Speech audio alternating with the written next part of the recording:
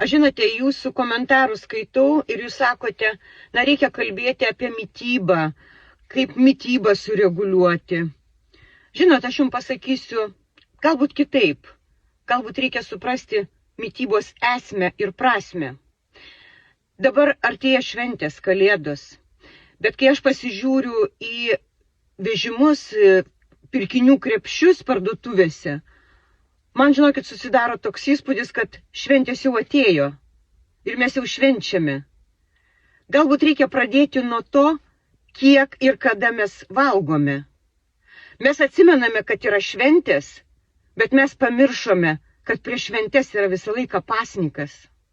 Gruodžio mėnuo, prieš Velykas, balandžio galbūt, gegužės mėnuo, tai yra laikas pasnikui. O jūs galvojate, kad pasnikas yra veltui sugalvotas, nes tai yra iš gamtos. Tai yra metų laikas, kai žmogaus organizmui reikia duoti pailsėti. Ar duodame jam pailsėti? Mes suvartojame daug maisto. Pagal statistiką daugiau kaip 20 kartų. Daugiau suvalgome. Mėlėjai, mes nesuvalgome, mes ėdame. Mes ėdame tikrąją to žodžio prasme, nes net vištos nespėja užaugti. Ūkininkai turi kažką tai daryti, kad višta po 2 mėnesių jau gulėtų ant mūsų lėkštės, nes mums jo nebeužtenka. Mes vartotojai. Mes vartojame maistą, net nesusimastydami, ar iš tikrųjų mums jo tiek reikia. Daržovės nespėja užaugti, jas purškia, jas maitina įvairiais ten priedais, kad tik tai greičiau tas derlius būtų. Ar mes valgome savo regiono maistą? Ta, kur gamta mums duoda, ten, kur mes randamės. Mes dabar pagal madą vaikomės, kad mums reikia kinietiško maisto, ten tailandietiško, taip, jo reikia paragauti. Bet tai nėra tas mūsų maistas, kurį mums, organizmui, mums reikalingas. Žmogus galvoja, kad jis yra protingesnis už gamtą. Bet gamta, jinai ir yra tokia, juk mes pagal gamtą ir gyvename. Tam yra metų laikai, tam yra regioninės daržovės, tam tikrų metų laikų užaugintos ir padėtos mums ant stalo. Ir kai mes pamirštame tai, va tada ir šaukia organizmas, žmogau, duok man pailsėti. Nevalgyk, žmogau, vakare, nes man reikės energijos, kad aš galėčiau regeneruotis, kad kepenys galėtų atsistatyti. O mes grįžę, atsisėdę, smagiai prikertam įvairių patiekalų ir tuomet einame miegoti. O pasiekmes kokias, mėlėjų, turime? Ir turime ligas, kurios jau garsiai rėkia, žmogau, ką tu darai. Nereikia jokių mitybos keitimų, kažkokių dietų laikytis. Tiesiog eikite pagal gamtą ir suprasite.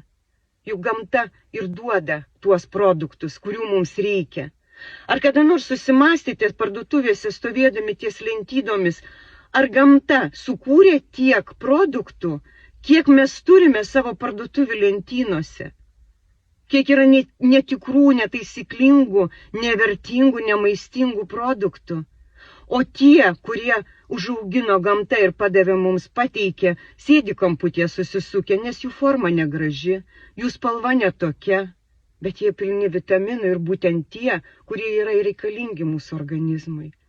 Taigi, mėlieji, nepamirškite, yra šventės, jas reikia švęsti, bet prieš tai reikia organizmui suteikti laisvės, ramybės. Organizmui reikia padėkoti, kad jisai visus metus tarnauja mums, žmogui, kad galėtume būti darbštus, laimingi, kad turėtume jėgų, kad galėtume gyvenimu džiaugtis, o mes jį apkrauname viskuo, daiktais, maistais, blogom emocijom, viskuo, ko tik galim, viską susikišame save. Ar vertiname save? Aš manau, kad laikas susimastyti. O būtent šis laikotarpis iki Kalėdų ir yra tas laikas, kai kiekvienas galime atsidaryti šaldytuvą savo ir pasižiūrėti, į ranką prie širdies pridėję, savo pripažinti, ar teisingai aš darau, ar teisingai aš elgiuosi, ar padėkojau tam, kuris man padeda augti, kilti, gyventi, ar padėkojau žmogui, kuris esu pats. Ir gamtai, kuri duoda viską, saulę, lietų, daržovės, vaisius. Viskas yra. Tik tai žmogaus sąmoningumas kažkur prapuolė. O dabar yra tas laikotarpis, kai atsiprašyti, padėkoti, nusilenkti ir gamtai pasakyti ačiū, nes mes žmonės esame gamtos dalis. Ramaus Advento jums, mielieji.